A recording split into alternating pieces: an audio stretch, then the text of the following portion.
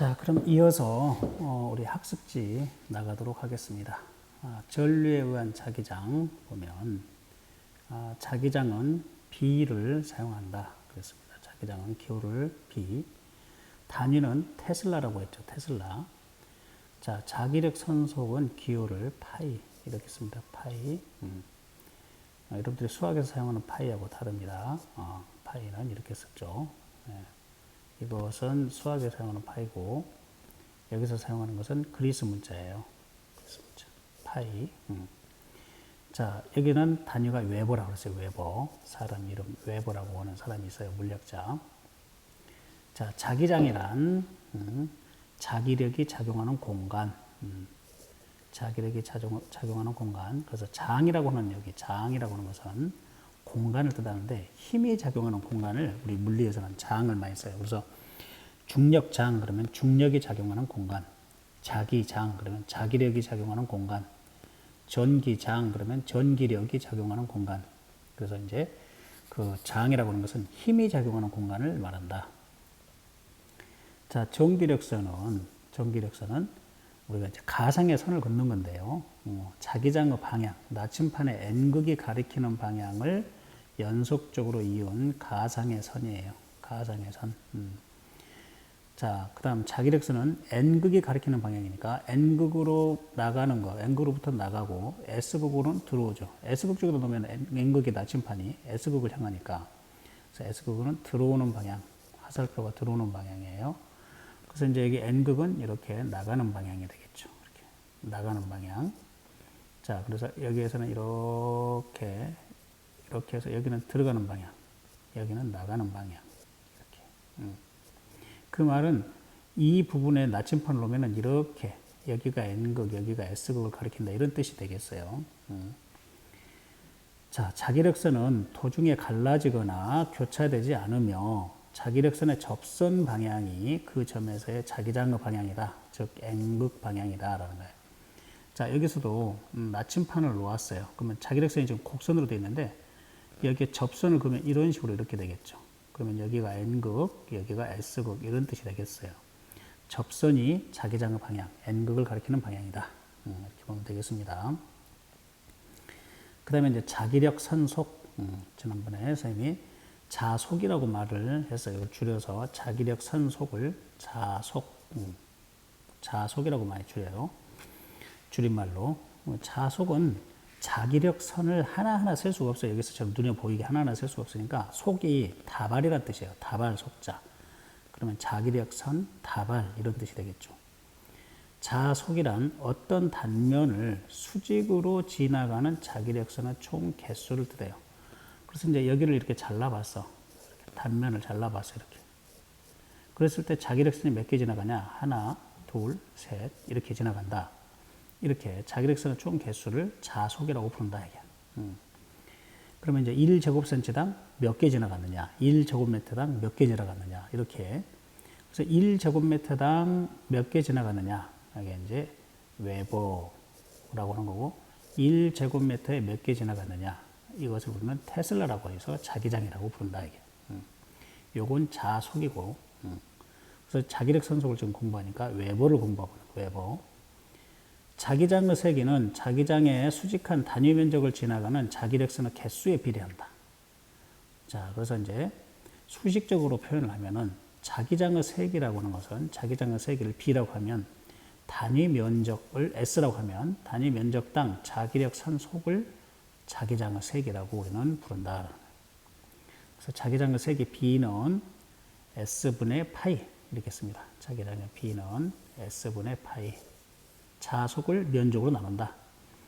그래서 자기장의 단위는 테슬라예요. 자기장의 단위는 테슬라.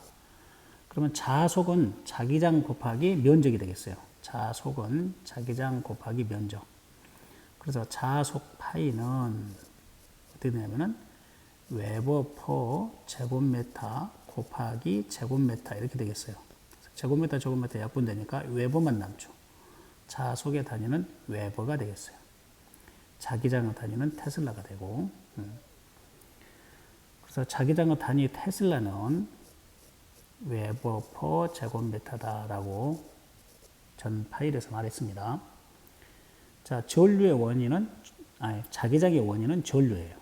전류의 원인은 또 변화하는 자기장이고요. 그래서 닭이 먼저냐, 계란이 먼저냐, 이 싸움이 있었죠. 우리 과학에서 보면. 아직도 여러분들 그 해결이 안 됐을 것 같은데, 우리도 그렇죠. 닭이 먼저냐, 계란이 먼저냐, 이거예요. 그렇듯이 우리 물리에서는 전류가 먼저냐, 자기장이 먼저냐예요. 전류가 흐르면 자기장이 만들어지잖아요. 그러면은 자기장이 변하면 전류가 만들어지거든요. 똑같아요. 어떤 게 먼저인지. 자, 그래서 서로 이렇게 상호 연결돼 있다.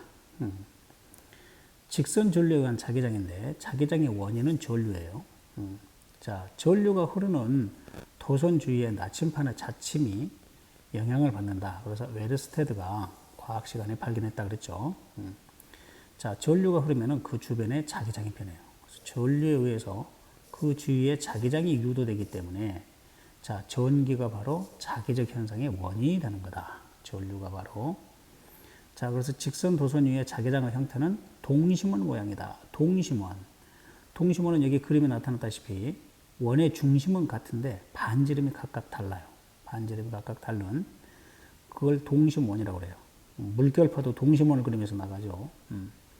자, 동심원 모양이다. 동심원 모양입니다. 자, 그래서 앙페르라는 사람이 우리 학생들이 너무 어려워하니까 엄지척하면 돼 하고 엄지척 할 때 엄지손가락을 전류 방향으로 하면 4개의 손가락에 감아주는 방향이 바로 자기장의 방향이야. 이렇게. 그러면 여기 이제 도선 앞에다가 놓으면은 이렇게 접선 방향이니까 이렇게 되겠죠. 여기가 N극이고 여기가 S극이에요. 그런데 여기 도선 뒤에다가 놔보세요. 나침반. 도선 뒤에다가 놓으면은 이렇게 되겠죠. 이쪽이 N극이 되고 이쪽이 S극이 되는 거예요. 무슨 말겠어요? 도선 앞쪽에다 나침반을 놓으면은 이렇게 되고 접선 방향이니까 항상. 자, 그래서 오른나사의 법칙.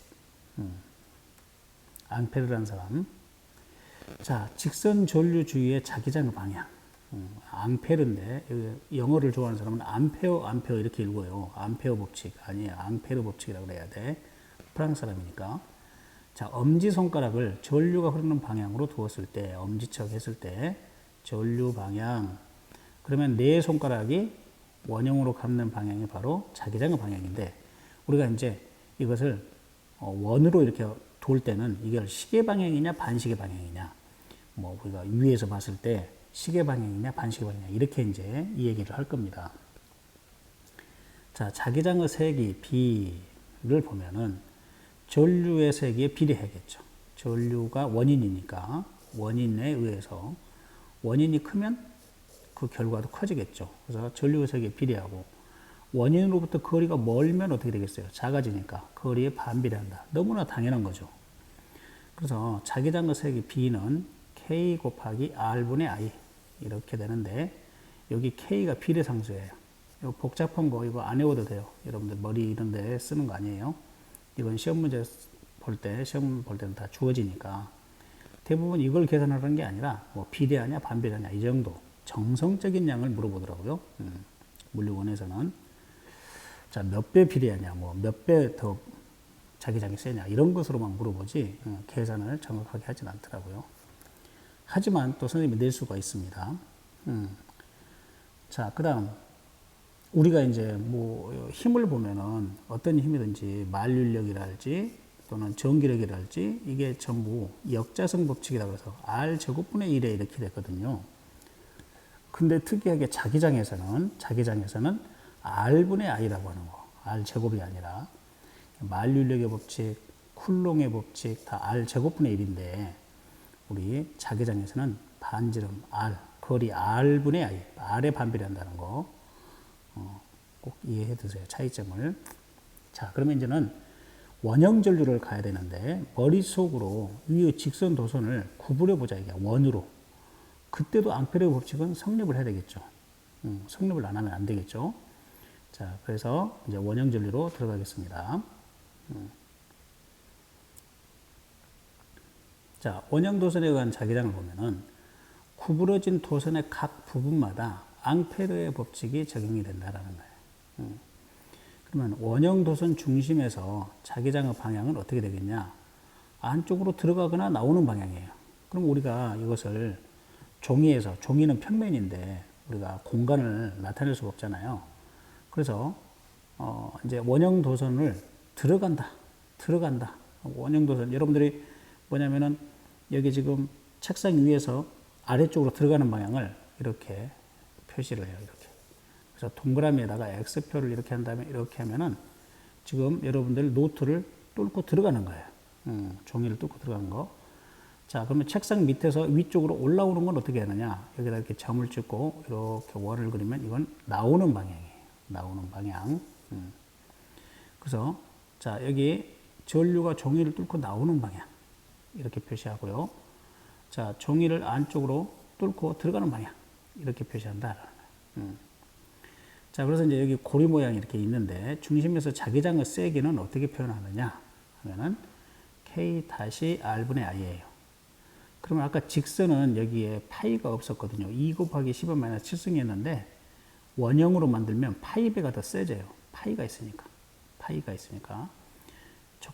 도선을 구부리면 안쪽 중심에서는 이쪽에서의 전류 영향도 받고 이렇게 전류가 흐르잖아요. 이쪽에서 전류가 이렇게 흐르니까 이쪽의 도선의 영향을 받아요. 여기서도. 이쪽의 영향도 받아요. 그래서 파이배만큼 세진 거예요. 여기가. 아까 K는 2 곱하기 10의 마이너스 7승이었거든요. 직선 도선은. 그런데 원형 도선은 파이배만큼 2파이가 있으니까 더 세진다. 자, 그래서 중심에서 자기장의 세기 역시 전류 세기에 비례해야 될 거고 원형 도선은 반지름에 반비례한다. 반지름이 작으면 이 원인이 더 줄어드니까 어떻게 돼요? 커지죠. 그래서 공식은 동일해요. 이때는 이제 반지름 R이 되겠죠. 원형에서는. 자, 그 다음에, 솔레노이드. 솔레노이드에 의한 자기장을 보면, 자, 원형 도선을 여러 개 이어 놓으면은, 도선 속을 통과하는 긴 형태의 자기장이 형성이 돼요. 마치 막대 자석에 의한 자기장과 거의 유사한 형태예요. 막대 자석과. 그래서 이제 여러분들 막대 자석과 이제 비교를 해놨네요. 여기 학습지에서는.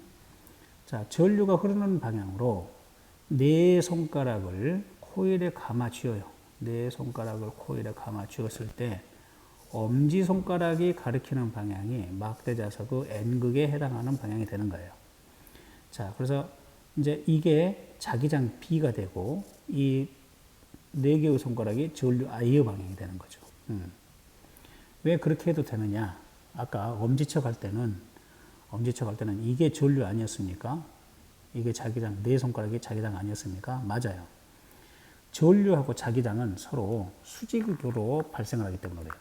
그래서 전류하고 자기장은 수직인 관계가 있어요. 이렇게. 수직이란 표시죠, 이게. 그래서 전류하고 자기장은 서로 수직 관계야. 90도. 틀어져 있어.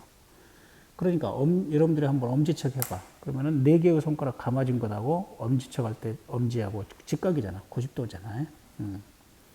자, 그래서 어느 게 하나가 전류면, 자, 네 개의 손가락이 전류면 엄지척 할 때 엄지가 자기장이면 되고요. 자, 네 개의 손가락 중에 네 개의 손가락을 자기장으로 한다면 이쪽을 전류 방향으로 해도 됩니다. 엄지손가락을.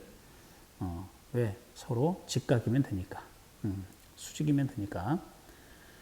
자, 그래서 여기에서 보면, 이 그림에서 보면, 자, 지우개로 지울게요. 자, 여기 그림에서 보면 전류가 오른쪽에서 왼쪽으로 흐르는데 코일을 타고 가는 전류가 흐르는 방향이 네 개의 손가락 방향이에요. 이렇게. 전류가 이렇게 지금 흐르고 있어요. 그러면은 이쪽으로 뭐가 나오느냐면은 자기장이 나온다라는 거야. 자기장 B. 그래서 이게 화살표가 나타내는 방향이 바로 N극이 되겠어요. 그래서 여기가 N극이 되겠고 여기가 S극이 되겠죠. 오른쪽이 S극, 왼쪽이 N극. 원지손가락에 나타내는 방향이 N극이다. 자, 그래서 여기에 이렇게. 근데 여러분들이 이제 단순하게 실수하면 돼요. 안 돼요. 여러분들 여기에서 오른쪽에서 왼쪽으로 갔다 해서 무조건 왼쪽이 전류가 이렇게 되냐 하면 그것이 아니고요.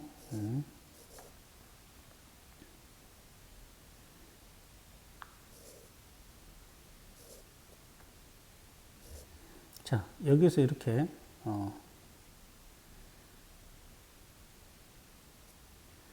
여기서 이렇게 전류를 한번 흘려볼까요? 그러면 어떻게 될까요? 이렇게 전류가 흘러나왔네요. 이렇게. 그러면은 이것은 위에서 아래로, 이것은 위에서 아래로 이렇게 감겠지만 이것은 오른손을 들 때 어떻게 돼야 되겠어요? 자, 이쪽이 N극이 되는 거죠. 이쪽이 N극이 되고 이쪽이 S극이 되는 거죠. 그래서 무조건 오른쪽에서 전류를 보낸다고 해서 그런 게 아니라 이 코일이 감는 방향이 여기는 위에서 아래로 이렇게 감겠지만 여기는 아래쪽에서 위쪽으로 감겠잖아요. 보니까. 이거 틀려요. 그래서 여기에서 여러분들이 많이 낚입니다. 선생님이 문제 낼 때. 자, 그러면 코일 안에서의 자기장의 세기. 코일 안에서의 자기장의 세기는 코일이 촘촘하게 감겨 있을수록 단위 길이당 전체의 감원수를 n이라고 하면 여기 스몰 n은 어떻게 되냐면은 여기에 있어요. 스몰 n. 자, 그래서 여기서 여기가 10cm야. 10cm에 여기 보니까 10번 감았어. 그러면 여러분들이 여기에 10이라고 하면은 틀려버려. 감원수를 10이라고 하면. 왜? 10cm에 10회 감았으니까 이것은 1m로 했을 때는 100번 감았을 거야. 이게 바로 감원수 n이 되는 거야.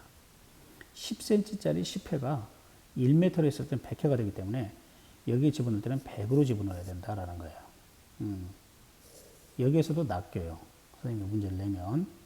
자, 그래서 이제 잘 주의하기 바랍니다. 자, 감원수는 1m당 감원수예요. 자, 이때는 4파이예요. 아까 여기 원형 전류에서는 2파이였는데, 2파이였는데, 자, 2파이였는데, 그러면 몇 배가 더 세진 거냐면 2배가 더 세진 것처럼 돼요. 솔레노이드는. 왜 그러냐면 원형 전류가 하나가 아니라 계속 감겨 있기 때문에 그렇습니다. 서로 영향을 줘서. 자, 그 다음. 그래서 여기에 코일 안쪽에 중심에서의 자기장의 세기는 K2-N 곱하기 I라고 하면 되겠어요. 자, 그 다음에 이제 전자석 보겠습니다. 전자석. 솔레노이드 내부에 철심, 강자성체를 넣어서 자기력의 세기를 증가시키는 것이다. 그래서 자기장의 세기를 조절할 수 있어서 다양하게 활용됩니다. 자, 생활 속에서 전자석을 사용하는 장치, 전자석을 이용한 기중기, 여러분들에게 안내했습니다. 자, 그 다음에 이제 트로이드라고 하는 것이 있는데요. 마찬가지로 그 솔레노이드를 구부려 버렸어요. 원형으로.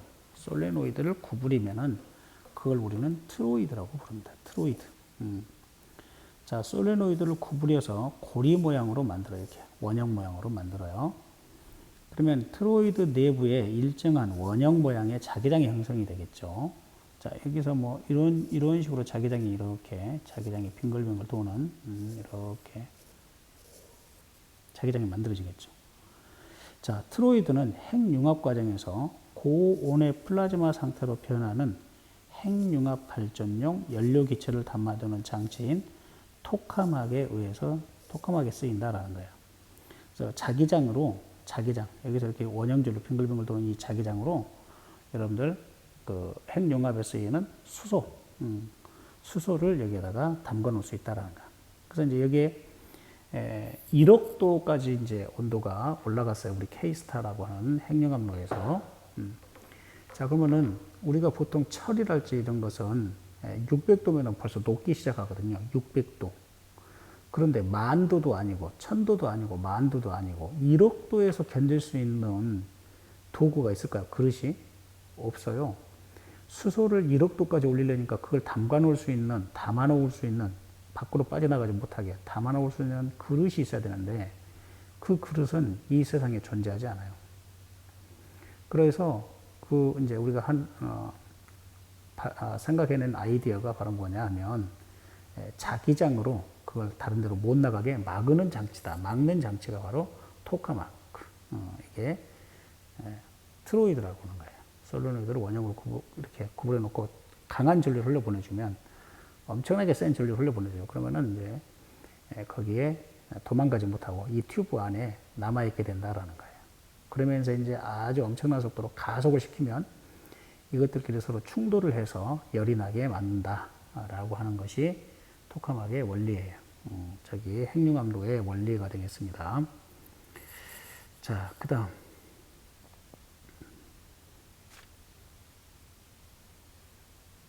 우리 교과서에 나온 거 이제 볼까요?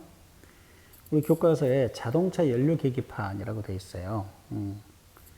자, 자동차의 연료통에는 부표가 연결되어 있다. 부표는 뜰 부자, 떠서 표시한다라는 뜻이에요.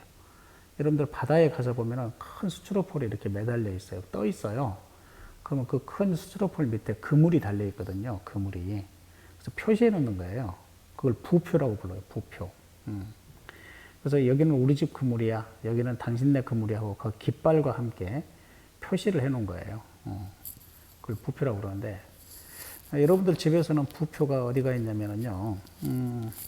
그 화장실에 가서 보면 화장실에 이렇게 이제 소변이나 대변을 보고 스위치를 누르면 샥 물이 내려가죠.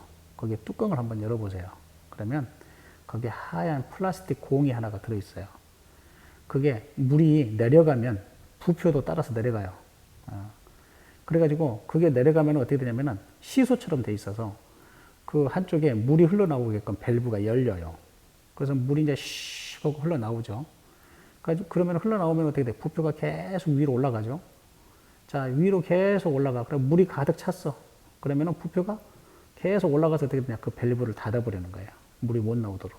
그러면 더 이상 물이 흘러나오지 않죠. 자, 그래서 다시 또 볼일 보고 내리면 물이 샥 변기통 아래로 내려가. 그리고 나서 물이 그 통 속에 없으면 부표도 밑으로 내려가서 다시 물이 채워져요. 자, 그런데 이제 그 부표가 밸브를 열고 닫는 것으로 연결되어 있는데, 여기 자동차 연료계기판은 가변 저항이라고 하는 거예요. 저항에 연결되어 있어요. 저항이 변하는 거예요. 저항을 크게 할 수 있고 작게 할 수 있고 이렇게 왔다 갔다 하면은 오른쪽으로 가면 크게 변하고 왼쪽으로 가면 작게 되고, 저항을 왔다 갔다 크게 했다 작게 했다 할 수 있는 걸 가변 저항이라고 그러는데, 자, 이렇게 해서 전류가 변해요. 전류가 변하면서 눈금 계기판의 힘이 오른쪽으로 가면은 가득 찬 거, 왼쪽으로 가면은 없는 것, 이렇게 되는 거예요.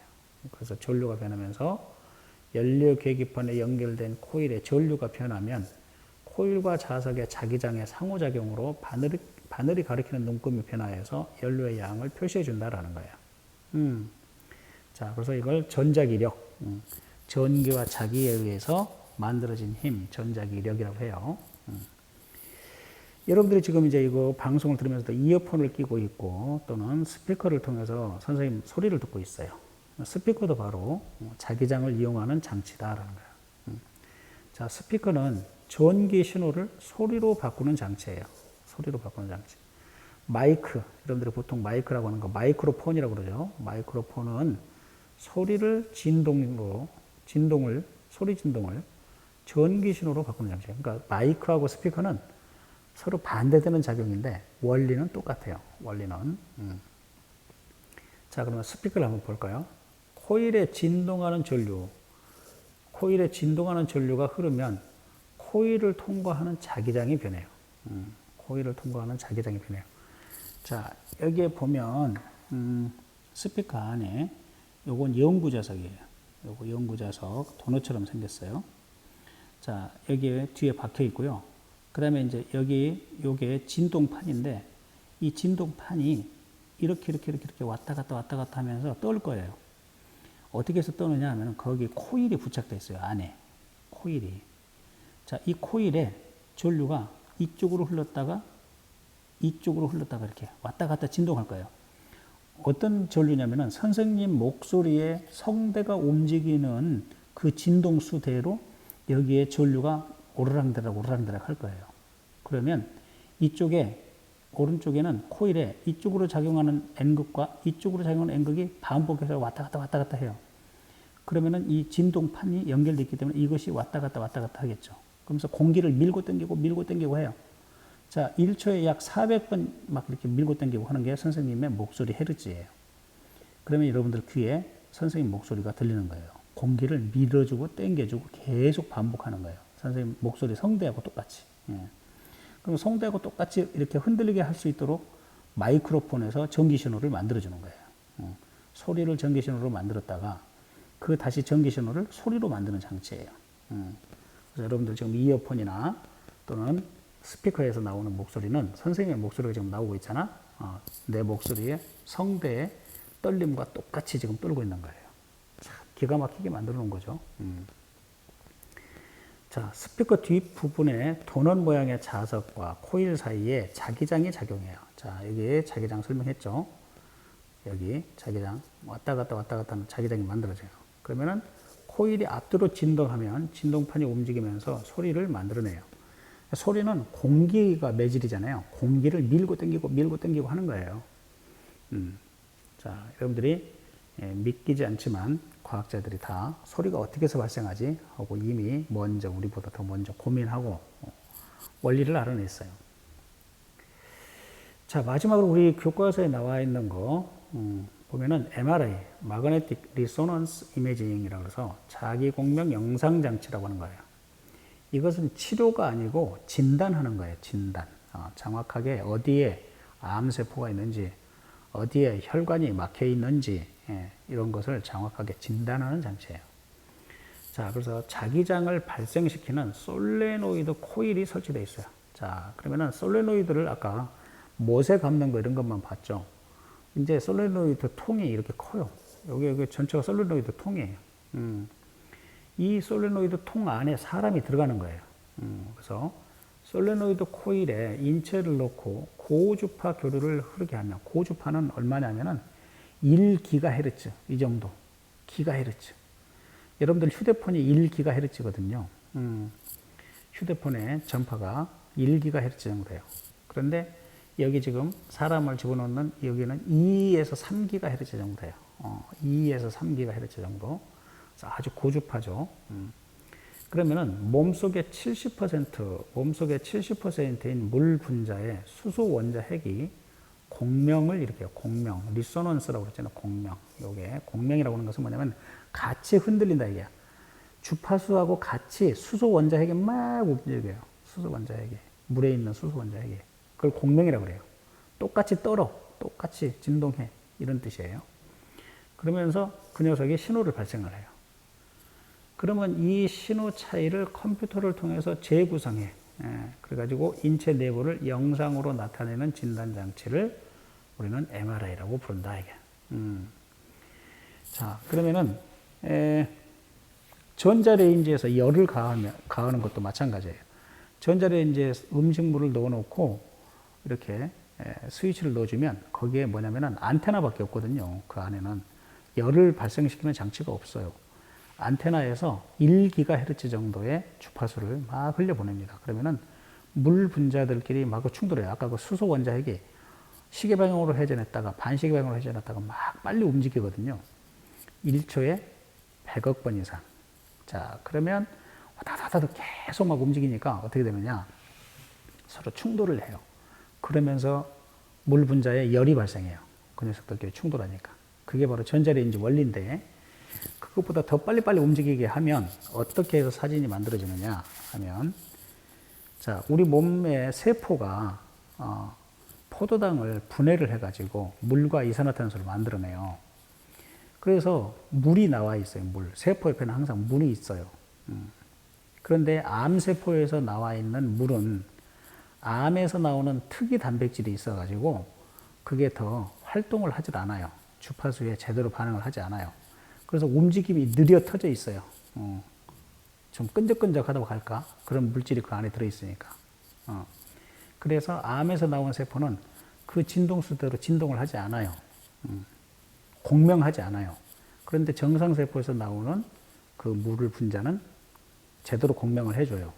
그래서 그렇지 않는 녀석들만 표시를 하니까 암세포의 옆에 있는 물 분자들만 쫙 표시가 되겠죠. 빨갛게. 그래서 암의 크기, 암이 어디 부분에 어떻게 자리 잡고 있는지 정확하게 볼 수 있어요. 진단할 수 있어요. 그래야만 이제 수술을 해야 된다, 약물 치료를 해야 된다, 하는 수 없이 죽어야 된다, 이런 판단을 해야 되겠죠, 의사가. 그래서 이제 여러분들이 뭐 이렇게 뭐 의대를 가려고 하는 사람들이 생물만 잘하면 된다, 이렇게 생각을 하고 있어요. 의사들이 가지고 있는 생물 지식은요, 여러분들하고 똑같아요. 고등학교, 대학교, 뭐, 그렇게 별반 다르지 않아요. 그러면 의사들이 가지고 있는 지식이란 건 뭐냐면 화학적 지식, 물리학적 지식이 더 세요. 생물보다. 거기에 있는 그 장치들을 어떻게 자기들이 운영을 해서 얼마만큼 쏘야지 암세포가 죽고 하는 걸 알아야 되잖아요. 어떻게 해야지 사진이 잘 나오고.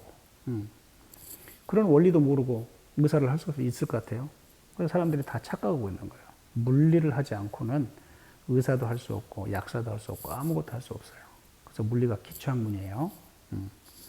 의사가 이런 거 병원에서 사줬는데 운영할지도 몰라. 왜? 나는 고등학교 때 물리 선택 안 했는데요. 이런 이따위 방식으로 하면 되겠어요? 그래서 물리는 필수예요. 대학교 가면 무조건 다 배워야 돼. 더 어렵게.